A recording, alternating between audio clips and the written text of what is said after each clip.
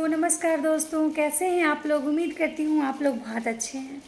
दोस्तों, मेरा नाम प्रिया शर्मा है और जैसा कि मैं रोज़ आपके साथ एक स्टोरी शेयर करती हूँ, आज फिर एक स्टोरी लेके आपके साथ आई हूँ। तो दोस्तों, आप मेरी स्टोरी को अंत तक देखिएगा, मेरे चैनल को सब्सक्राइब कीजिएगा, मेरे वीडियो को अंत तक देखकर मुझे लाइक कीजिएगा मेरे वीडियोस को, और बहुत ज़्यादा से ज़्यादा व्यू कीजिएगा और शेयर कीजिएगा दोस्तों। एंड लास्ट में मुझे कमेंट में ये ज़रूर बताइएगा कि मेरी स्टोरी कैसी थी।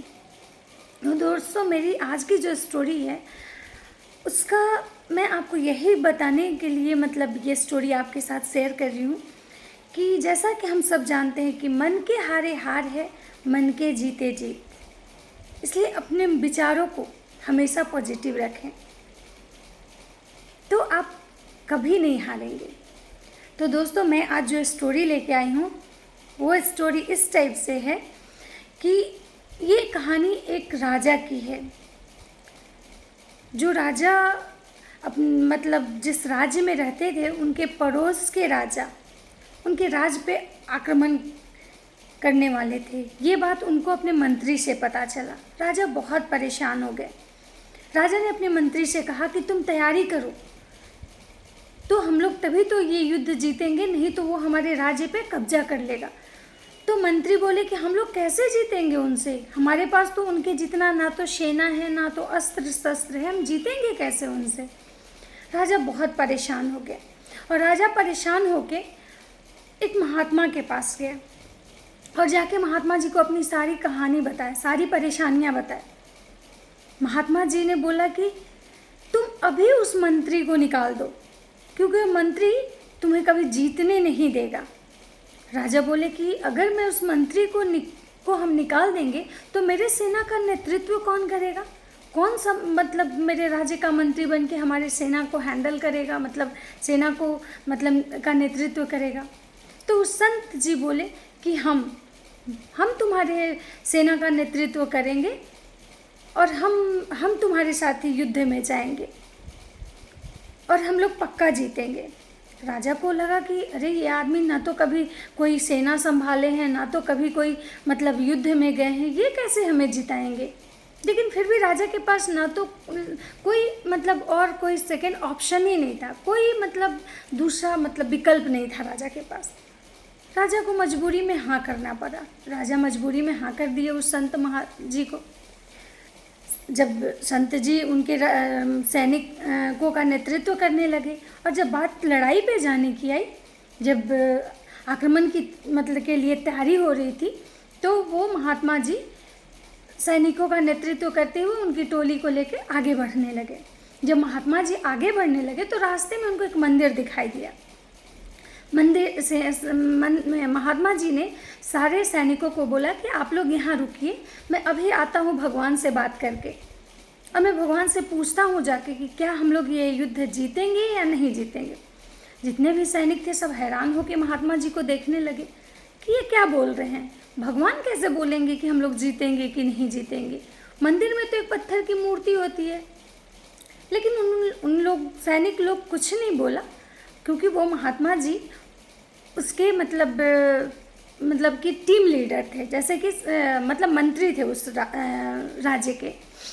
तो सारे सैनिक ने उनके बातों को माना, उनके आज्ञा का पालन किया और वो मंदिर में गए। सारे सैनिक इंतजार करते रहे। महात्मा जी ऊपर गए भगवान के मंदिर में और ऊपर से लौट के वापस आए। जब वो वापस आए तो सारे सैनिक उनसे पूछे कि महात्मा जी भगवान क्या बोले। तो महात्मा जी बोले कि भगवान बोले कि अगर रात्रि में या मंदिर में एक प्रकाश अगर दिखाई देता है तो समझना कि हम लोग युद्ध जीत जाएंगे। सारे सैनिक जो थे इंतजार करते रहे मंदिर की तरफ। सब लोग देखता रहा कि अब प्रकाश निकले मंदिर से, अब प्रकाश निकले। जैसे ही रात हुआ, अचानक से एक प्रकाश दिखाई दिया। सब लोग को बहुत खुशी हुई। पूरे राज्य में ये खुशी की लहर फैल गई कि अब तो हम लोग जीत जाएंगे। जितने भी सैनिक थे उनको काफ़ी अंदर से हिम्मत मिला कि अरे, अब तो भगवान भी हमारे साथ हैं, अब तो हम पक्का जीत जाएंगे। सारे सैनिक दूसरे दिन लड़ाई के लिए आगे बढ़े, प्रस्थान किए अपनी जगह से, युद्ध जहाँ पे हो रहा था, युद्ध क्षेत्र में। वहाँ पे सैनिक गए, उन्होंने बहुत ही हिम्मत और बहादुरी से अपनी जंग मतलब अपनी लड़ाई जो थी उसको लड़ी और वो जंग जीत गए।